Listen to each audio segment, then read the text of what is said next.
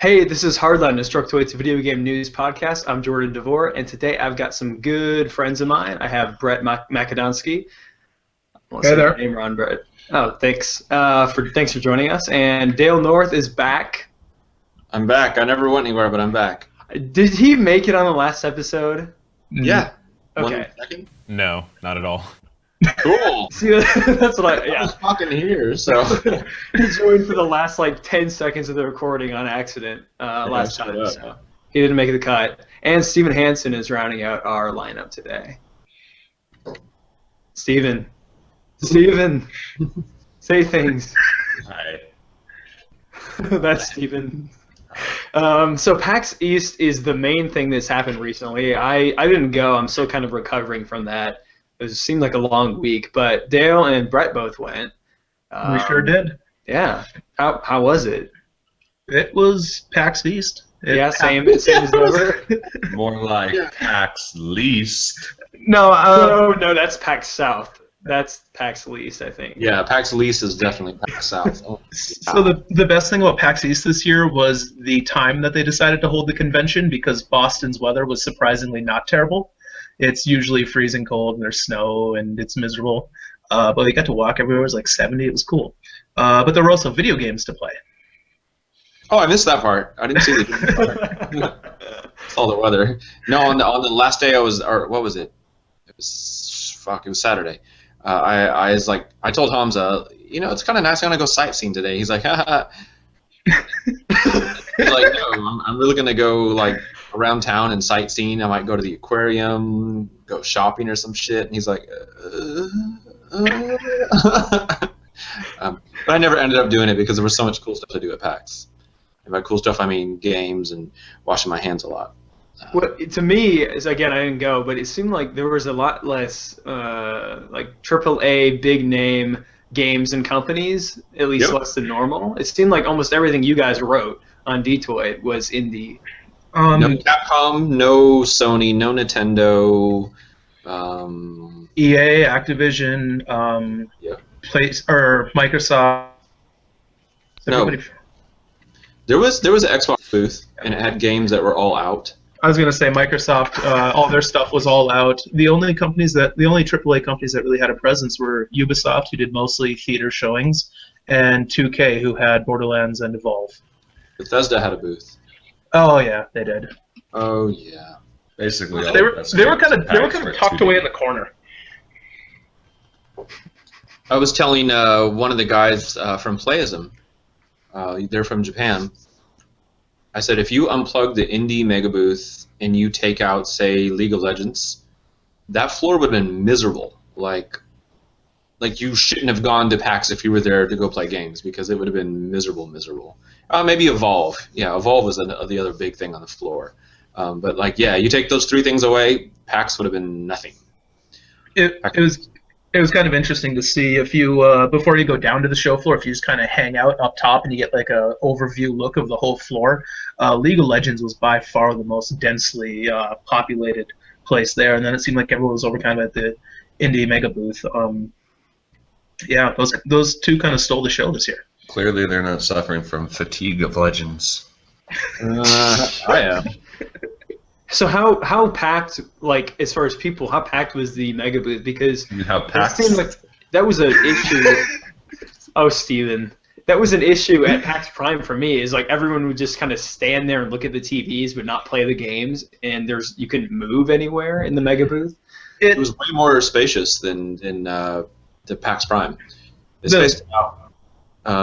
More space in the aisles. I think there was more booths. It was pretty much the back half of the show. The Boston Convention Center is just more open than wherever the Seattle ones held. So, it wasn't really an issue, but there was definitely solid traffic the whole time, which is cool to see. That you're an indie mega sleuth, you can sneak your way to that. Oh my god! Indie mega sleuth. I don't know if that one's even playable. That's wow. I got your back, Steven. I'm on board. So we had a top 10 must-play games, and by we I mean Hamza did it. I don't know if he got input from you guys.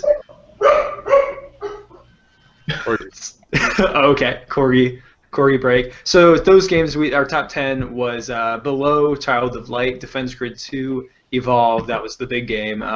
Gods Will Be Watching, Hyperlight Drifter, yes. Lovers in a Dangerous Space Time, Mushroom 11, Not a Hero, and Project Totem.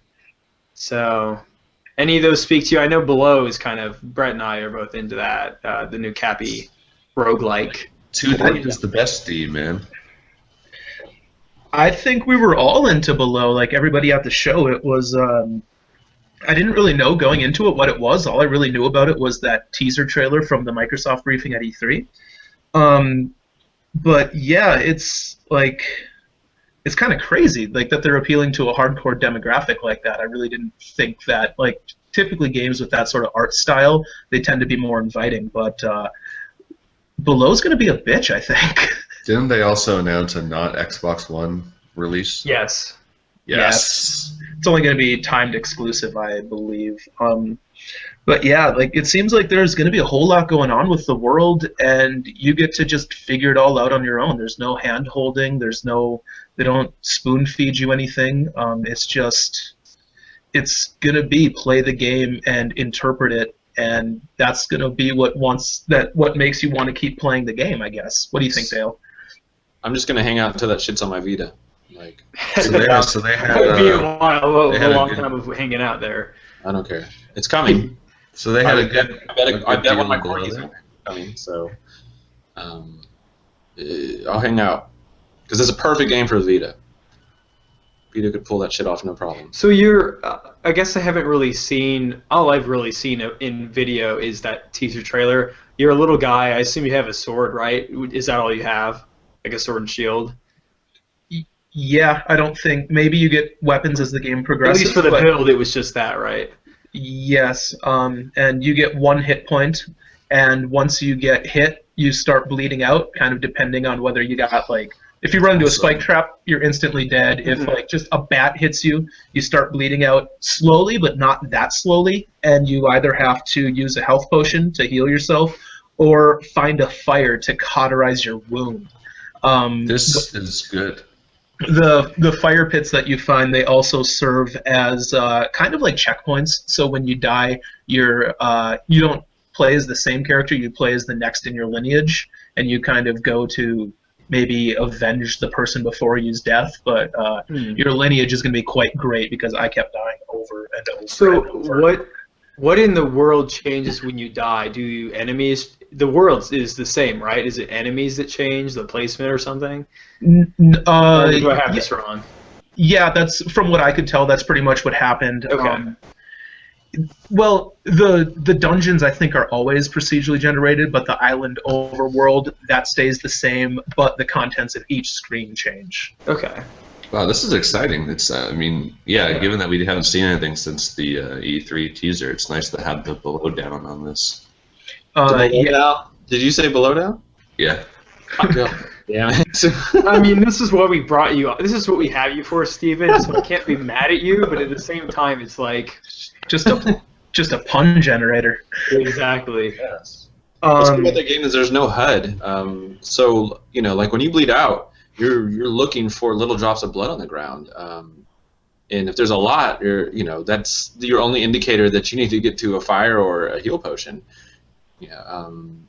Like the game is gorgeous because there is nothing but the action going on the screen, save for a cute little icon that pops up in the right-hand corner when you're hungry and you need to eat. It's a little. Otherwise, there's no HUD, and I think that's really cool. Uh-huh. Well, the whole system of getting hurt and needing to fix yourself and all that, it just kind of reminds me of Bushido Blade and how much I want a third Bushido Blade. Good luck. It's coming to Vita. Yeah. Actually, that would be a perfect Vita game. Everything would be a perfect Vita game. That's the thing is, yeah, you're right. Everything would. Everything is slightly better, if not much better, on Vita, I think. Yeah. Learn that shit, video game companies. But yeah, the whole point of Below is just kind of to keep working your way downward. Like, as far as I could tell, all you really wanted to do was find a screen that was going to take you down another level. And Nathan at Cappy, he kind of was insinuating that shit's about to get real dark. Like, I don't want to like spoil anything for the audience. I guess he didn't really spoil anything for me, but yeah, like I guess the story kind of hits you in a hard way, supposedly. But I couldn't really tell how hard you have to look for it and how much is going to be apparent. But regardless, they're not going to give you a line of dialogue that says this is what is happening. Yeah, I'd be interested to see how they do that because I mean, in the Souls games, a lot of this story is told through like item descriptions and all these random things, whereas it doesn't sound like this will necessarily have items you're picking up. So, dude, no dialogue. No. Yeah, exactly. Yeah, so maybe like a journey type of thing, but cooler. Oh, snap. But cooler. Are you a journey hater? I can't remember, Dale. Not at all. I'm a journey lover. Good. Okay. It's had its time. Let's move on. You know. Yeah. Well, we need more games like that. I think so. Oh yeah. We should have a new example. The only difference is Journey was, I go back to the word inviting. It was super inviting. Like anybody could finish that game. I don't know how many people are going to be able to finish below. Dale, how many times did I die during the demo? 53. Yeah, like every 3 seconds I was dying. So I'm curious to see if people will be able to make it through the game. To be fair, I was talking to developers, so I had half an eye on the screen, but at the same time, it's no cakewalk.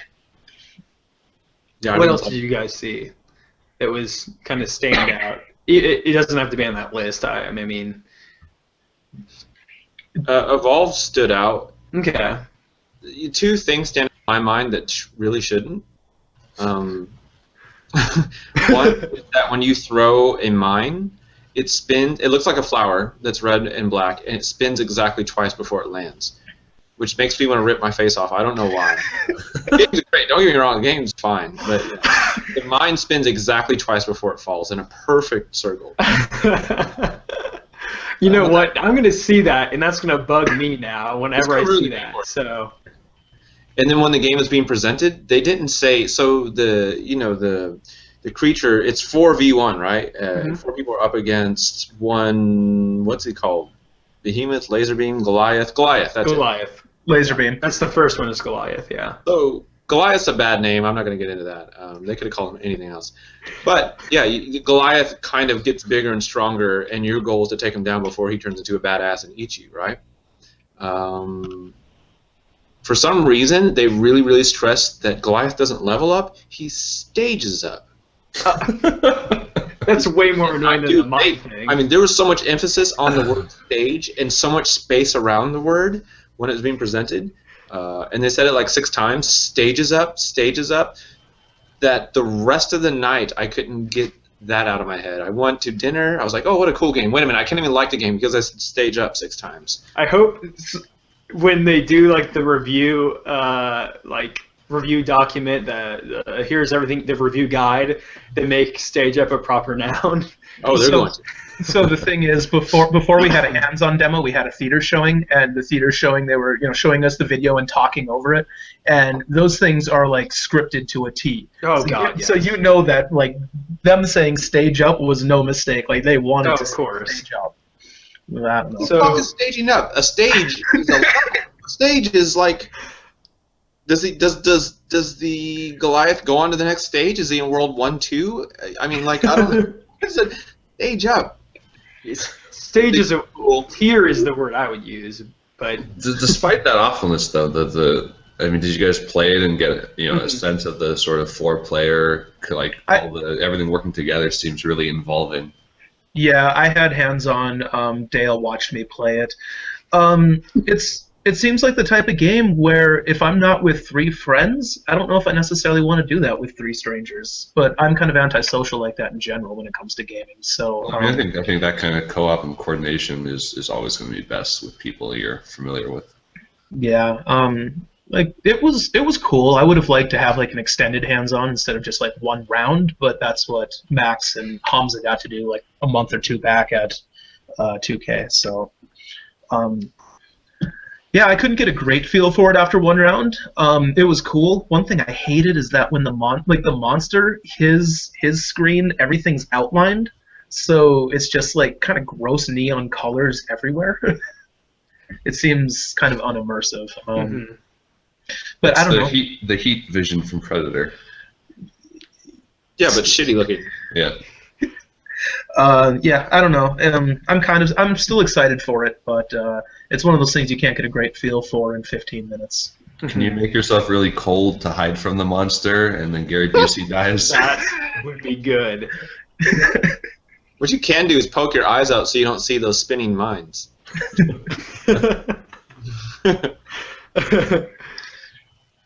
Yeah, fuck it. Other games of PAX. Yeah, other games. I know it's always hard to think of back to everything you played at these. I mean, not being at PAX, a bunch of really cool 2D stuff stood out. The Gods Will Be Watching. Patrick did a really nice preview of that, and I've been stoked for that game forever because it's basically The Thing, like John Carpenter's The Thing, as a video game. Is that the one where someone gets their kneecap shot out? I think at one point in the video. Okay. I mean, it's all about, horrible choice and management and paranoia, and it looks amazing. I didn't get a chance to check it out. Did you, Dale? Nope, I didn't either. What about the Ollie Ollie guy's new game? Like, it's not No More Heroes because that's another game, but it's like We Are Not Heroes or something. Not Heroes and not a hero. Not a hero. It's Some More Heroes.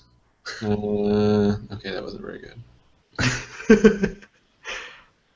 I wasn't there. I haven't really seen Not a Hero, but there seems to be some good buzz surrounding it. I just don't really. Well, Hamza turned to me bright-eyed when I was writing about the Ollie Ollie Ollie, or I always want to say it 3 times, the port for Ollie Ollie, and was like, their new game is so good, and he's like, I went back and played it, which I never do because I have no time, but like I went back and played it multiple times because it was so good. So that's good. High praise. He just gets randomly excited about things like that. Not to say that it isn't good. He does do that, though. I've noticed that, too. Totally randomly. Like, oh my god, the new cheeseburgers. He's a cutie. He's so cute when he's enthusiastic. He's cute. What else? I didn't play games, so I don't know. Dale and I played a game called Max Gentleman together. Yes, talk about each other. Max Gentleman is a game where it looks like a fighting game. You're at an arcade cabinet, but it's not a fighting game. The bartender puts beers on the counter, and you try to go from side to side and grab the beer. And getting a beer puts a hat on your head, and then there are randomly thrown beers that try to knock your hat off. That you have to move which hat you're on, and then jump your hat basically, all while still trying to collect the beers that are on the counter. And you can play as a corgi.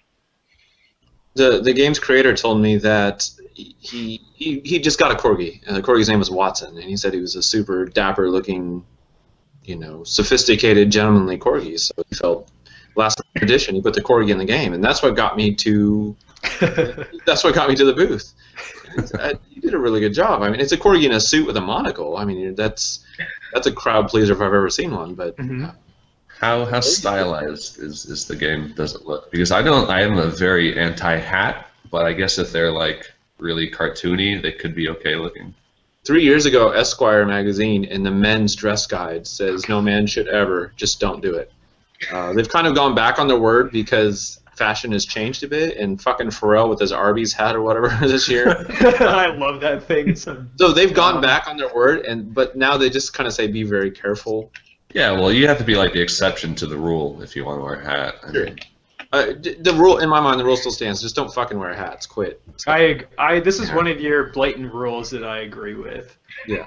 One of the few. I guess in the 1920s or whatever the fuck, when corgis wore monocles, it was okay to wear hats and everything. Get rid of those square-toed dress shoes. Right. It was all fisticuffs and bare-chested men with leggings, which is interesting. And what was really fun is when you're not paying attention or losing, like I was playing against Brett. You could watch the background and see a whole bunch of properly shouted insults, very old style, no cussing, but definitely still insulting in a weird way. You're just moving back and forth to catch hats, and then picking where the hats break when you jump to dodge flying projectiles and beers and other things. So not the most complicated game, but this is what is this coming to? It doesn't even sound like a real game. I guess that sounds insulting, but it's like it's so out there. Did we even? I don't even know if we asked. It's a mobile game. Okay. And possibly that's the thing these days is if a game's coming to one platform, it's coming to them all. It's the future of games, I guess. I don't know. Fuck all these things. Everything should come to Vita. Oh, did I already say that? It will be said again, I'm sure, in this episode. Did either of you guys play Hyper Light Drifter? I played the co-op horde mode. Okay. My bastard teammates sucked at it. We just kept dying over and over, and I asked the developer like how common this is. Like, should we be like kicking some ass? Like, should this mode last 30 minutes, or should we be dying pretty quick? And yeah, that was pretty much par for the course, I guess. I assume once it's out in the wild and people have teammates and everything, they probably do some pretty extended runs. But it's hard. Like, you just die a lot, and you can be doing really well, and then all of a sudden, like, something happens, and somebody just drained like 2/3 of your health, and you're just fucked. So I kind of got the sense that like the single player or the co-op campaign is going to be like what really sticks, but this is like a cool little add-on. So how was the combat? Because I mean, that's probably the main thing you could take away from this mode was how it feels, the game feels. Yeah, so it was fun to dash around, and kind of you can get from one side of the screen to the other just like super fast. And you have like your main melee stuff, which was pretty standard, and then you have 2 special attacks that you can throw that kind of drains from like a mana pool, and those can be reassigned on the fly to choose between like maybe 6 or 7 different ones, and those are kind of like bigger attacks. You could use them pretty often because mana seemed to drop quite a bit, but like I said, it wasn't long before you were dead and they were just restarting. So I think the biggest bummer is that Hyperlight has drifted so far from its original June 2014 release window. Oh my god. I think I'm gonna quit this show. I know. It's probably like a year away at this point. Mutiny against Steven. On my Vita. Well done. Well done. Hey, Child of Light was there. Oh yeah, that looks visually looks really good. I mean, it looks good in general, but you know where I'm at with that game? I'm like, and I don't get this way with games because I'm just like whatever. But where I'm at with this game is I know I want it, I know I want to play it, so I'm kind of pretty hands off, and I'm just gonna leave it that way until I get to sit down and fully enjoy it. Mm-hmm. I'm the exact same way. That's same rare too. I don't see a lot of games where I feel that way about. It's the job. You play a little bit, you talk about it. You play a little bit, you talk about it. And that Ubisoft is doing it. They're stretching that shit out. Oh my god. Yeah, no, I've turned down all the Child of Light stuff here in San Francisco just because I'm like I'm probably gonna like this and I want to just play it and I don't want to do the preview gauntlet for it. Good to hear I'm not alone. When I was in that booth, I saw the crew, and this is great. But I stood in line for a bit, and as I was watching other people from the line playing, I was just like, I got closer, and I kept checking my watch and thinking about lunch, and I actually bailed. This is probably the most irresponsible thing, other than going sightseeing, that I did last week. But man, I'll tell you what, like that's one of those games where I love racing games. You're not going to find someone that likes racing games as much as I do, at least not around these parts. But there's just something about that game that's so Me Too, and yeah, there's parts that might be better than Need for Speed or whatever, but that's another one where I'm hands off, and I'm not going to play it until I have to play it. So it's a little bit different than, I want to play Child of Light badly.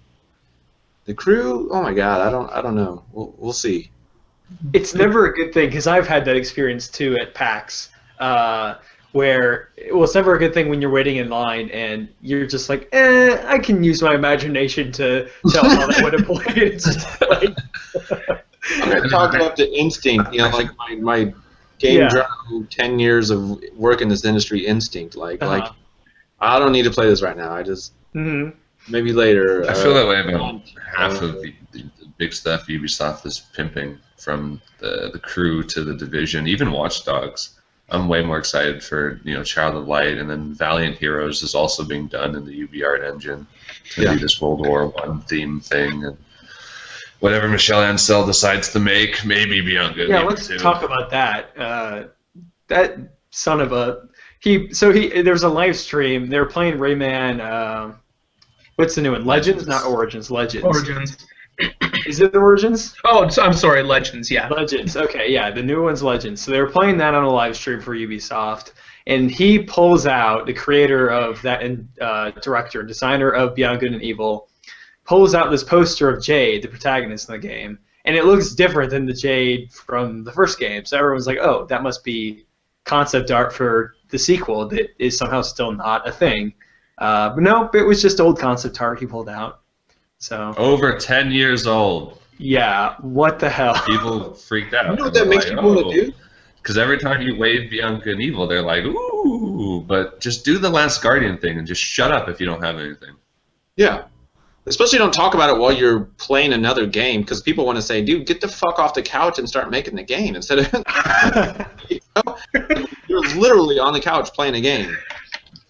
Maybe it's like the every 6 months thing of like, last year it was like, oh, maybe now is the right time for Beyond Good and Evil 2 because consoles have better specs, and now it's like, oh, well, maybe now that we're done with Legends, we're going to work on a serious game, and Beyond Good and Evil is a prime contender for the next serious game. If that's not the #1 contender, then you better have something good to show. But shut up until you have something to show off anyway. The worst part about that, how they keep doing that's their status update is like, oh, we might do it. I swear they keep saying, buy this game that just came out and maybe we'll do Beyond Good and Evil 2. Buy Rayman Legends and we might do it. Buy Division, buy Watch Dogs. I'm in the minority here, but Beyond Good and Evil 2 can never happen as far as I'm concerned if they just keep making Rayman games. I'm nuts for those. So why can't we have both, though? Because I also love the modern Rayman games, but they have like a trillion developers working at Ubisoft. Surely someone can make Beyond Good and Evil 2. Or else they could just all live stream. I don't know. Yeah, whoever worked on the first 2 Rayman games can do it without Ancel, and then he can go do Beyond Good and Evil 2, and they can make another Rayman game. Let's wait for E3. Some shit's going down to E3. This will probably be a pretty damn good E3. Yeah. Now that the consoles are out, I'd hope. As long as they don't make me play the Crew. That's your one appointment for. They will. Now that the Ubisoft spies are watching this, and they heard you say you didn't play it at PAX, so they're going to come after you. I want to know if my game of E3 last year, The Witness, is going to be out before this next E3. I hope so. Jesus. I hope so too. That looks awesome. That would be fucking terrible if it wasn't. That would be shameful. Get your shit together, Sony. Quit selling off all your businesses and buildings and stock and all your other stuff. Just get your shit together. Make some games. Just put out the games that people want to play, and you'll be fine. You don't have to sell your PC business. You don't have to fucking sell 2 bazillion shares of Square Enix stock like you did this morning. Yeah, what was that about? Well, to be fair, that's probably a story anyway. Probably, but still, don't ruin my point. If you have like, what was it? Like millions of dollars, tens of millions of dollars is what they got from the sale of their.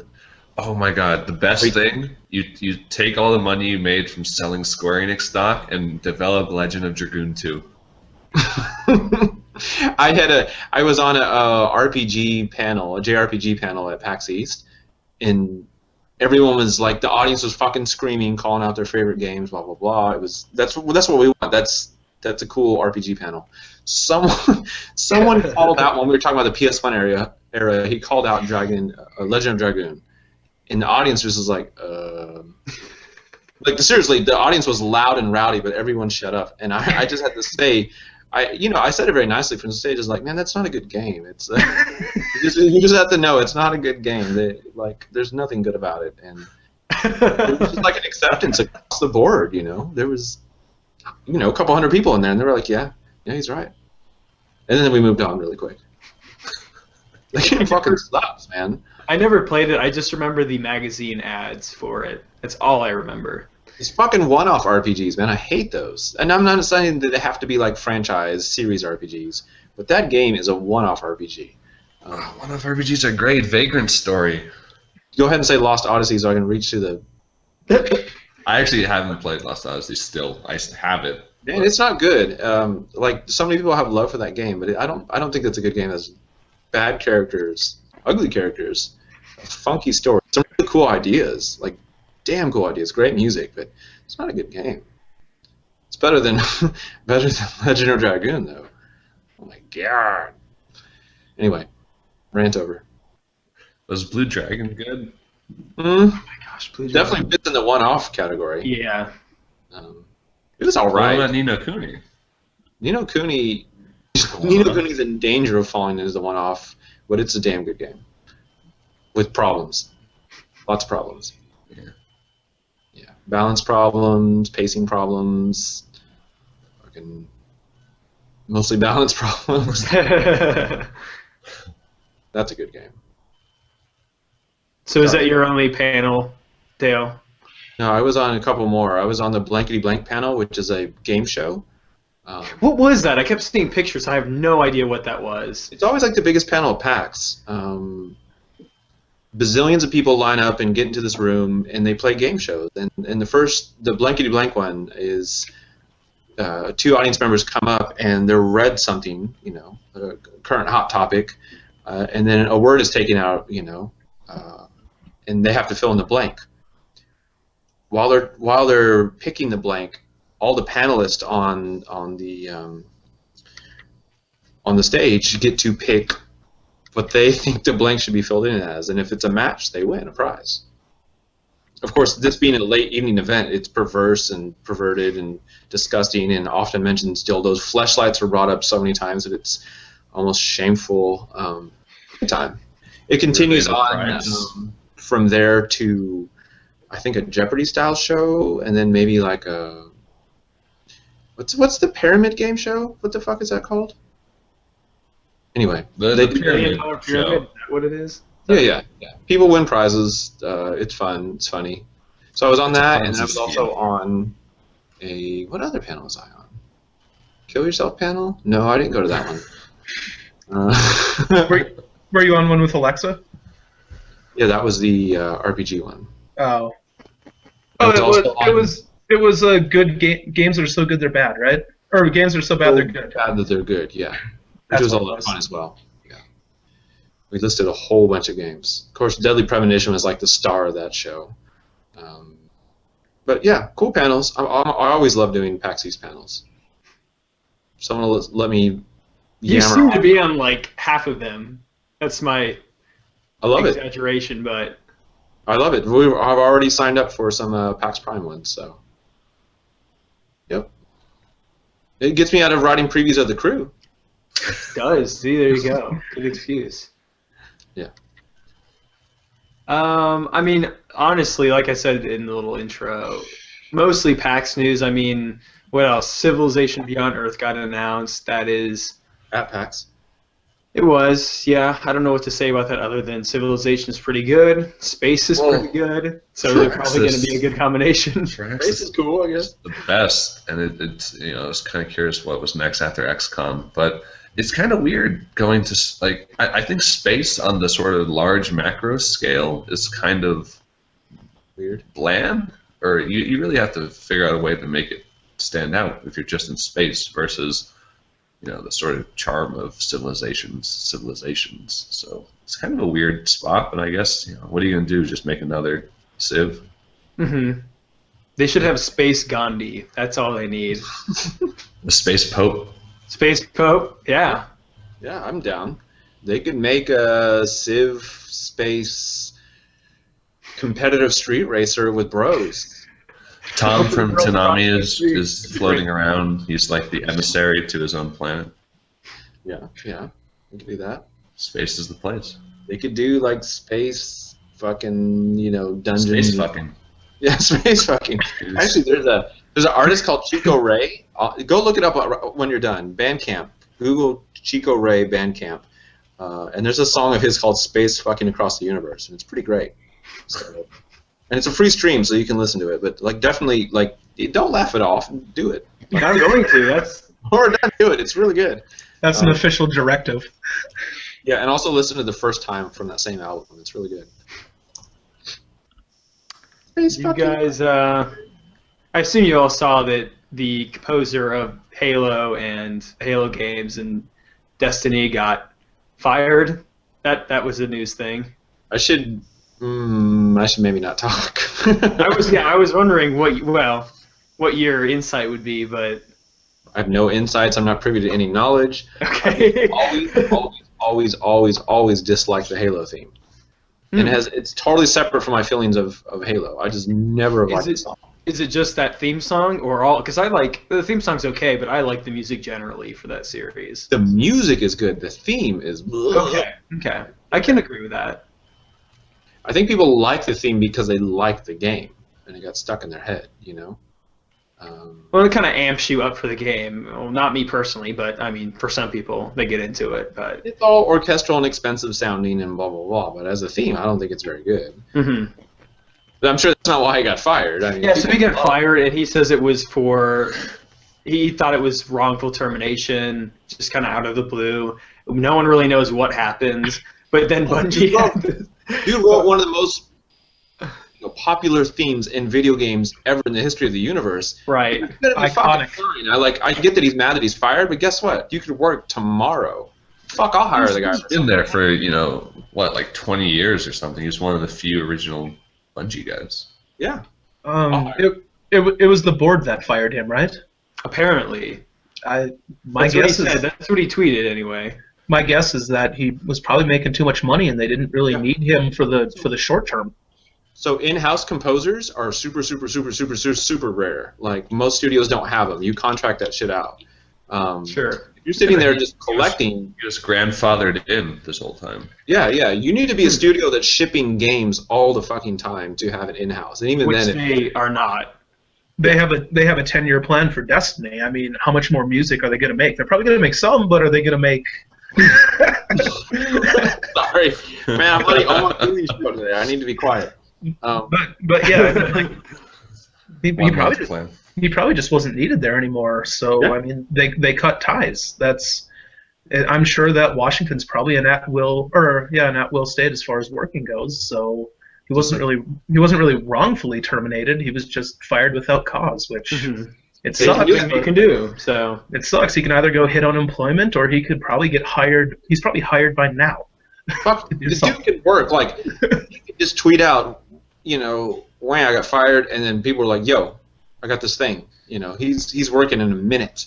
At the same time, though, it really sucks because I'm sure he was super comfortable with his life, and now everything's just kind of thrown into a tailspin. He went to work every day. He had his coworkers. He had his desk. He had his routine. All that. People get settled in, and now you could write an existentialist short story out of this. You could, Steven. Go ahead. Sorry, Steven, if I bored you. Yo, hey, I love existentialist short stories, but I also don't have too much pity for this homie who does good stuff, but is probably rich as hell. So he'll be fine, and he'll find new work quickly. If he played his cards right, he's still making moolah from that one fucking theme that's not that good. But look, straight up, like he's good. He's a badass, right? Like, on the real, he's a badass musician. Aside from the one not so great theme, like, he can be working immediately. He should be working immediately. Anyone would be lucky to have him. He's fine. Done. We've decided he's fine. As long as he's not making music for the crew, he's good. Oh, gosh. Oh, man, Ubisoft's going to hate me now. I mean, you might as well just let it all out. There's no going back at this point. The game might be good. The game, I'm not backpedaling or whatever. I still waited in line and didn't want to play it. The game might be good, but there's nothing out there. Hey, this could be a prompt for them to do their work. There's nothing out there to get their hooks into me. As a racing game fan, if I'm not feeling it, what are they doing, man? Like, figure that shit out. Like, make something cool. Like, get me to know about what it is other than Need for Speed. Maybe we could kind of even out like the hatred and talk shit about Drive Club too, and then Ubisoft wouldn't be so mad at us because you don't know enough about Drive Club to talk shit about it. I can say that when it was first shown at the last E3, it looked like ass and it played like ass. But apparently they've gone back to the drawing board because they knew that. So it's hard to talk shit about that. I kind of respect that. Those two titles are kind of forever linked in my mind because they got delayed at the same time. They were supposed to be like new gen releases, and they just got pushed back for like a year. And I just kind of assume that they're both gonna suck. I get so sad when we don't have launch racers, man. Where's my fucking Ridge Racer? It doesn't even have to be good. As long as it's called Ridge Racer, it's got like. It probably won't be good. It probably won't be, but it's got it's Ridge Racer, so fucking techno musics. It's got whatever. Need for Speed killed it on that front. They moved up their launch date last year so that they could be available on launch of the new consoles. They probably sold really well because racing games look awesome, and on next gen I'm sure they look good. That game had its issues as well, but it was at the end of the day it was pretty fucking fun, So. But that doesn't even matter. They got it out there. It was the only thing really you could play, or you could play last gen Gran Turismo 6, which I'm still playing, by the way. But or Forza Motorsport. Yeah. I've heard that around Microsoft's campus, if you say Forza instead of Forza, like you're outcast. People look at you like you're a fucking idiot. I agree with them actually. Also, if you don't use a Windows Phone, you're outcast. They'll beat the shit out of you if you use a Windows Phone. So, yeah, what do they know? Isn't that surprise me? PAX East floor, there was 6 bazillion kids in line waiting to play Forza. What? Why? I was like, this shit is out, homie. You dumb kids. Because they were smart enough to not want to play Rise. Oh, God.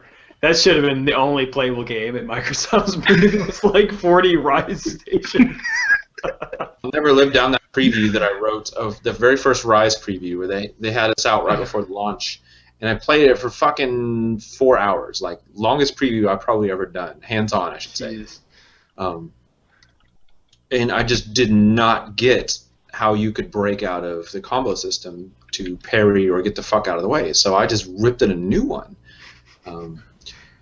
When I was playing, pretty much the entire time I was playing, some of the devs were standing directly behind me watching me play, which I didn't know because, dude, I was dropping F-bombs, I was f***ing up the screen, getting my hand throw up, I always do. Took so many tea breaks, I rolled my eyes so many times. I typed angry notes into my phone. After my preview ran, they were like, yo, dude, like, you could totally do this and then do this. And I was defensive at first. I was like, yeah, you never said that. It never came up in the tutorials. It was in some fucking book, like, whatever. It's in the novel. To lead, not to read. And Chris was like, yo, like, it's not that bad of a game if you know how to do this. I was like, the one fucking thing that wasn't obvious, but I still feel bad about it. It's not that bad of a game if you know how to make it a good game. Oh, okay, thanks. Yeah, that's what I wanted to say defensively. But now that I've gone back and known that, I felt like I should go back and play Rise. But it's almost the crew situation. Don't do that. I'm like, I'm good, man. I'll just chalk that one up as a loss. Rise just should be forgotten forever. Everyone else chalked it up as a loss too. So go back and play Orphan on the PS2 instead of Rise. Yeah.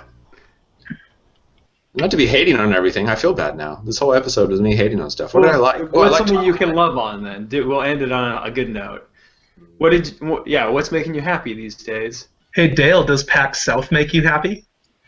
I don't want to end on a bad note, man. I don't know. Does San Antonio make anyone happy except for the people who live in San Antonio? Barbecue lovers. Not even them. Does January events make anyone happy? Does everyone hoping for an Austin-based PAX feel happy about this? I'm trying to think of someone that would feel happy about this. Maybe a little bit more. You can go catch a San Antonio Spurs game instead of going to PAX South. Oh, cool! That sounds really cool, Steven. Jesus. That's like you could. At least try to spell it when you're telling me something terrible that I never want to do in January.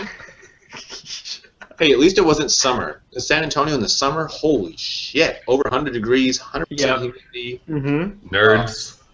Yeah. Nerds sweating is never good. I mean, nerds were sweating in Boston last week when it was cool. So that would be bad. Just sweat. It's their constant state of being. Yeah.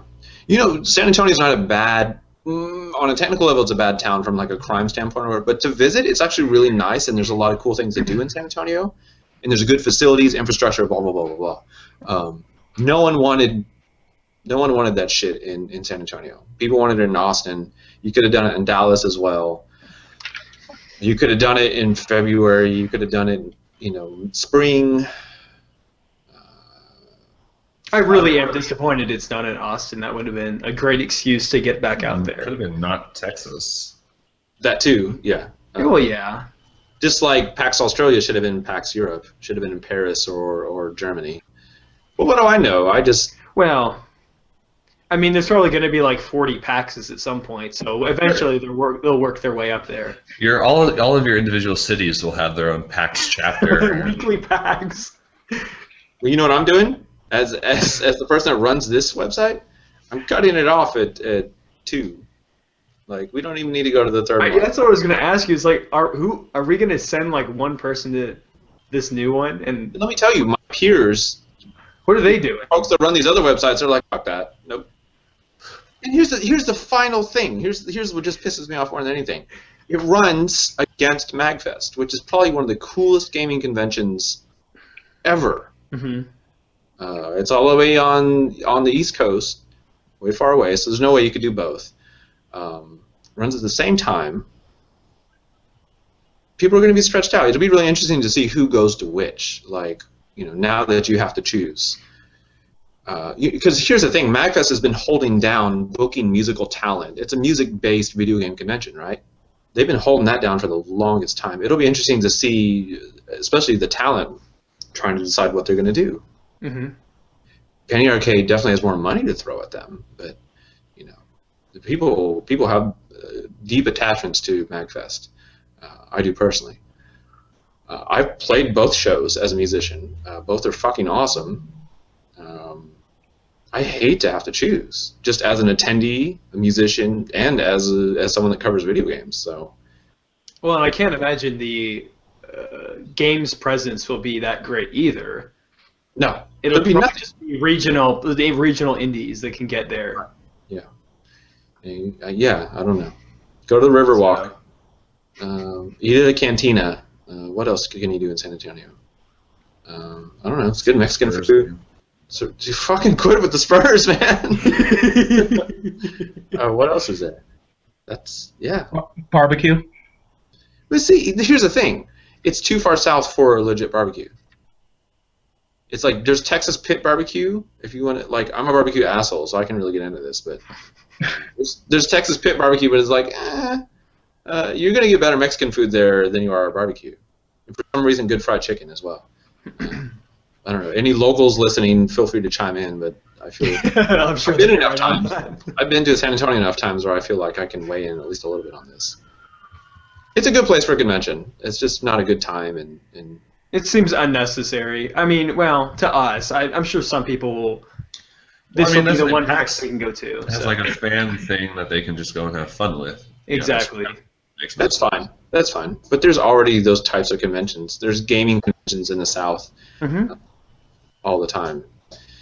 The interesting thing is that indie developers, I think that they probably really benefit from going to these shows where they can, see the community and get FaceTime with them and kind of form relationships with those people.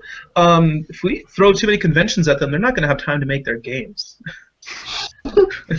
Well, they'll do just like I did and cut it off. Say, look, we're going to this, this, and this. That's it. They have to. I mean, yeah, there's tons of time and energy that goes into making not just the booths alone, but making a game-specific, convention-specific build, and that takes a ton of time. So, yeah, stressful. But, it's one of those if you build it, they'll come kind of thing. So on the Penny Arcade side, I get it. You put a convention there, they'll make money off. They'll make money. So. Yeah. Their attendance is going to be killer. They'll probably sell out, I would guess. I'm certain they will. They'll get all of Houston, all of Dallas is drivable, but they'll get all of Houston, Austin, San Antonio, which is like 1 million people, alone, that greater area. Nolans. Yeah, all those southern places. We're talking drivable. Just drivable would be enough to fill a convention. Yeah. And then people flying in, it's a really easy flight to get down to San Antonio for anyone in the South. They'll be fine. I'm just not going. I don't think any of us are going, so. I'm going to MagFest. No. PAX? More like PAS. Well, on that note, we're done for today. Thanks for listening. This has been Hardline. Check us out on youtube.com/Detoid. I am told that this episode is on there. The last two were just audio only. Check us out on Twitter. I'm Detoid Jordan. Dale is at Dale North. Steven is at Detoid Steven. Brett is at Donsky3. And our producer, Bill Zoker, is at Bill Zoker, I think. Actually, I changed it to Donsky4. Oh. That's too low. It needs to be like Donsky 65. Donsky 64. Yes. Yeah, you can listen to this on iTunes. If you are seeing this on YouTube, we have an audio-only version. Search for Destructoid Hardline. You'll find that. And yeah, again, thanks for listening. Yeah, sorry to Ubisoft and Penny Arcade. Not really, though. We're not really sorry. Not really, yeah.